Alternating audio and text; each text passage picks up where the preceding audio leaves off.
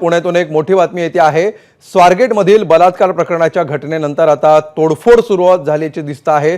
ST bus स्थानकामध्ये ही धक्कादायक घटना घडलेली होती आणि त्यानंतर आता पुण्यामध्ये तोडफोडीला सुरुवात झालेली आहे, आंदोलनांना सुरुवात झालेली आहे।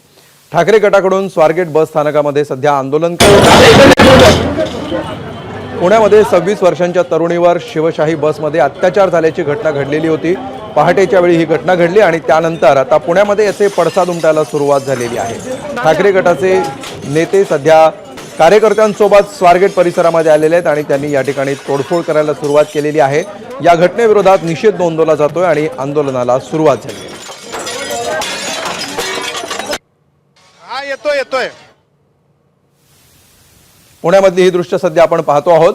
स्वारगेट परिसरामध्ये सध्या घडलेल्या घटनेचे पडसाद पुण्यामध्ये उमटायला सुरुवात झालेली आहे। या प्रकरणाची सखोल चौकशी करण्याचे आदेश मुख्यमंत्र्यांनी काही वेळापूर्वीच पोलीस आयुक्तांना दिलेले होते। नीलम गोरे यांनी सुद्धा घटनास्थळी जाऊन पाहणी केलेली होती आणि त्यानंतर आता पुण्यामध्ये या घटनेचे पडसाद उमटायला सुरुवात झालेली आहे।